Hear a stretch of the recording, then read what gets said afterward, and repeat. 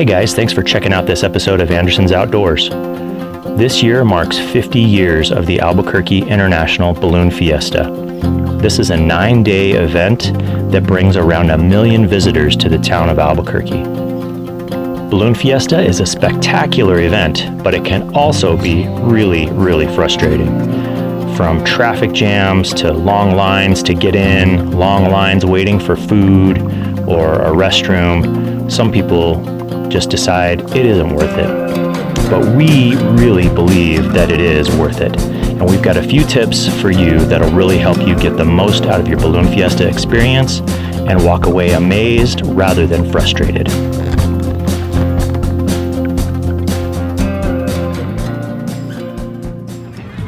Our first tip is that for the Albuquerque International Balloon Fiesta, you should secure your lodging early. Like, by early, I mean like even a year in advance. With 1 million people coming through the city of Albuquerque over the 10-day period of the Balloon Fiesta, every hotel, every Airbnb, every campsite will be full. And so if you want to make sure that you have good, adequate lodging for your time here in the city of Albuquerque, you should make sure that you check in on that early. All clear, all clear, all clear.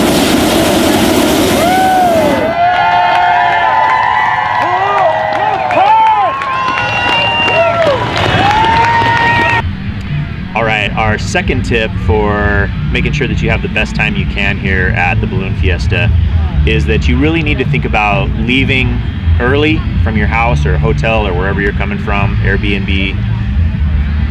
You really want to get here to the field earlier if possible. I like to think about trying to arrive and get parked, whether it's for the morning session or the afternoon session, around 4 o'clock, 4 a.m. or 4 p.m. The good thing about that is that it's going to help you avoid the traffic. The traffic here can really be pretty rough.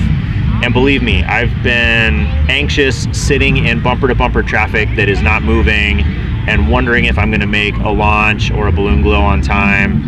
And it's kind of stressful. So if you would all worry about that kind of stuff, I would plan on being here early. Try to get here about 4 a.m. or 4 p.m. for the morning events and the evening events.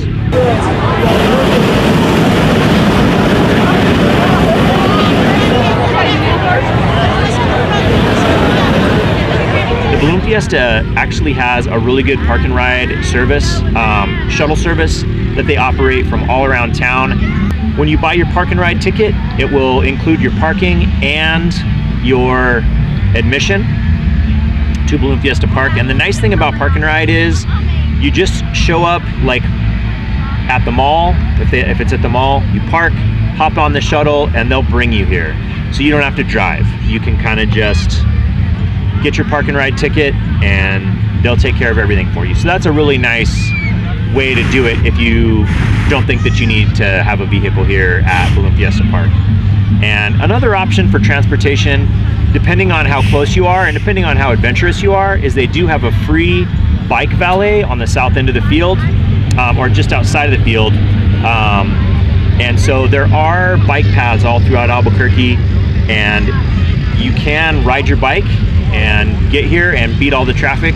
I've seen lots of people do that where I'm stuck in traffic and I look out my window and there's people just going past on their bikes to get here. So if that's something that you're interested in, you should check that out as well on the balloonfiesta.com website.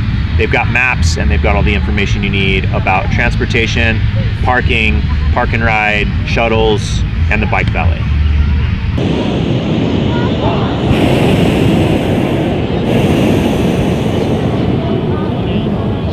So another thing to keep in mind is that the Albuquerque International Balloon Fiesta is a weather-dependent event, and if the weather is at all just a little too windy, or if there's rain or anything like that, they'll cancel the entire thing. And so we always try to tell people to come for a whole weekend if they can, either the first weekend or the second. I mean, ideally you should come for the whole thing, 10 days, but if you can come for the first weekend or the second weekend, then you're more likely to be able to catch an event because they do keep people's safety in mind, the balloonist's safety in mind, and so they will cancel it if the weather is at all questionable. And so if you're here for, you know, a couple of mornings where you have a chance to do a mass ascension, or a couple of evenings where you have the chance to do a glow, then you're more likely to be able to catch an event. So remember when we were talking about how Balloon Fiesta is a weather dependent event? Well, it is raining super hard now. Oh my gosh.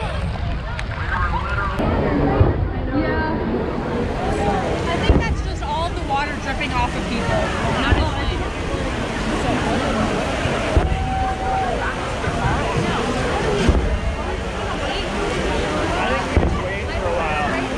So our last tip for you, just piggybacking off that idea about how this is a weather dependent event, has to do with just, you know, how should you dress when you come to the Fiesta? A lot of people that don't live around here, they might think, oh, I'm going to New Mexico, it's going to be hot, you know, or something like that. But Albuquerque is actually a high desert. Our elevation is about a mile high, and the days can be hot in October, but they can also be pretty chilly. And if you're showing up down here to the balloon field at like 4 or 5 a.m., sometimes the temperatures can even be down in the 30s. I've been down here before where there's frost on the grass, and it was really pretty chilly. So the best advice I can give you is to dress in layers so that you're able to stay warm if it's a little breezy and cold. And then as the sun comes up and things start to really warm up, you can kind of shed those layers and stay comfortable. Hi, this is Abbey Reed at the International Albuquerque Balloon Fiesta. My pro tip is just have fun.